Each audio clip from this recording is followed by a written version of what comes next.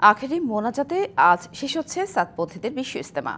বেলা 12টার শুরু হবে মোনাজাত। পরিচালনা করবেন মাওলানা সাদের ছেলে মাওলানা ইউসুফ বিন সাদ। টঙ্গীর তুরাগ তীরে ইজতেমা ময়দানে অবস্থানকারী মুসল্লি ছাড়াও গাজীপুর ও আশপাশের ধর্মপ্রাণ মানুষ আখেরি মোনাজাতে শরীক হবেন। আখেরি মোনাজাত উপলক্ষে নিরাপত্তার নজরদারি বাড়িয়েছে গাজীপুর মেট্রোপলিটন পুলিশ। আখেরি মোনাজাত শেষে তাবলিগের দাওয়াতি কাজে বের হবেন দেশ বিদেশের মুসল্লিরা। তাবলিগ জামায়াতের দিল্লির নিজামুদ্দিন মারকাজের মাওলানা সাদ অনুসারীদের উদ্যোগে আয়োজিত বিশ্ব ইজতেমার দ্বিতীয় দিনে 85টি খিত্তায় অবস্থান নেন। এই পর্বে 49টি দেশের 1449 জন মেহমান ময়দানে রয়েছেন বলে জানিয়েছেন আয়োজকরা।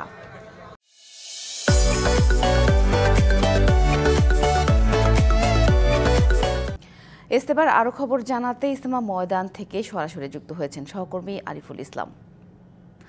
আরিফ, আজ তো আখেরি মোনাজাত তো শুরু হবে 12টা থেকে 12:30টার মধ্যে। তো এই মোনাজাতের আগে কি কি আনুষ্ঠানিকতা রয়েছে, সব মিলিয়ে প্রস্তুতি কেমন দেখছেন, নিরাপত্তা ব্যবস্থা সব মিলে জানাবেন।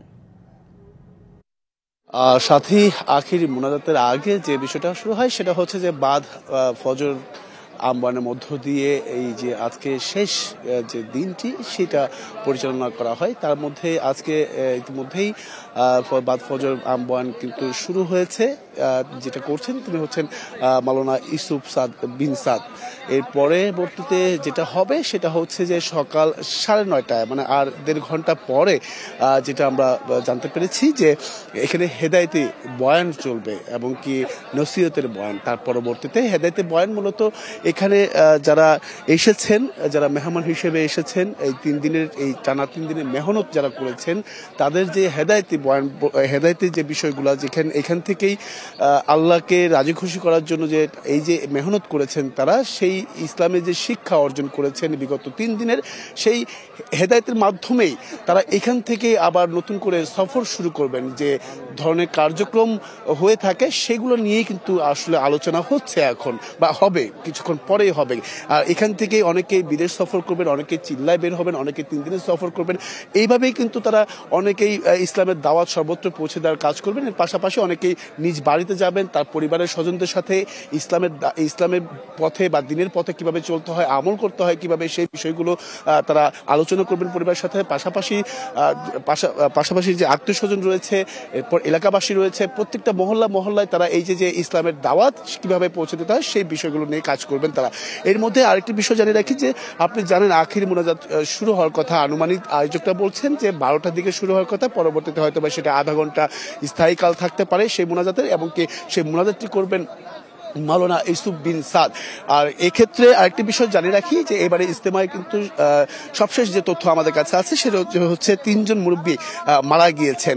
তো এখন যে খিত্তা যে আমল চলছে, সেই আমলের যারা জিম্মাদার রয়েছেন তাই সেই সাথী ভাইদেরকে একসঙ্গে করে নিয়ে কিন্তু এই যে টানা 2 দিনের 3 দিনের যে সফরে কি শিখলেও কে কোথায় বের হবেন বা তারা সফরে বের হবেন কিনা সেসব বিষয় জিম্মাদাররা কিন্তু তারা পর্যালোচনা করছেন, এবং কি বোঝানো হচ্ছে যে দিনের রাস্তা চলা কতটা সহজ সেই বিষয়গুলো অবশ্যই পালন করতে হবে। তাহলে আমল আসবে, দিনের রাস্তা চলা সহজ হবে। সেই আল্লাহকে রাজি খুশি করার জন্যই এই যে টানা 3 দিনের মেহনত, এই যে কষ্ট, সেই কষ্টটা সাফল্য আসবে। এখানে অনেকেই আছেন, একটু জানতে চাই আপনার কাছে যে আজকে তো আখির মোনাজাত, কি চাইবেন আল্লাহ তাআলার কাছে? আল্লাহ তাআলার কাছে চাইবো আমরা এই দুনিয়ার বুকে এসেছি, যেমন এই দুনিয়ার বুকে থাকলে আল্লাহ রাব্বুল আলামিন আমাদেরকে সকলের সুস্থতা দান করুন। আল্লাহ রাব্বুল আলামিন সকলের সমস্ত জিন্দেগির গুনাহ খাতা মাফ করুন। আল্লাহ রাব্বুল আলামিন যে কাজগুলিকে আমরা এই দুনিয়ার বুকে থেকে করলে আল্লাহ রাব্বুল আলামিন খুশি হয়, দুনিয়ার বুকে সবকিছু খুশি হয়, সেরকম ধরনের কাজ আমরা সবাই যেন করতে পারি সেই। আচ্ছা, এই 3 দিনের যে মেহনত শুধুমাত্র কি আল্লাহ তাআলা রাজি খুশি করার জন্যই?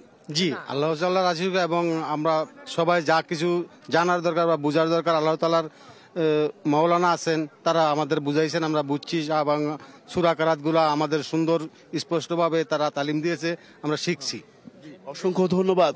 সাথে আরেকটা বিষয় জানিয়ে রাখি যে তবলিগ জামাতের একটি বিষয়, সেটা হচ্ছে 6 তরিকায় চলতে পারলে ইমানের রাস্তা চলা অতি সহজ। সেই অনুযায়ী সেই পথ পথ তারা কিন্তু আসলে বেছে নিয়েছেন এবং এখান থেকে অনেকেই বিদেশ সফর করবেন, কেউ 3 মাসের সফরে তারা বের হয়ে যাবেন। তো আসলে এইখান থেকে যে শিক্ষাটা, সেই মূলত শিক্ষাটাই তারা কাজে লাগাবেন তাদের জীবনে, এবং কি শুধুমাত্র একটাই উদ্দেশ্য, সেটা হচ্ছে পরকালে শান্তি লাভের আশায় এবং কি আল্লাহ সন্তুষ্টি লাভের আশায়। তো এই ছিল এখান থেকে সাথী সবশেষ। ধন্যবাদ আরিফ।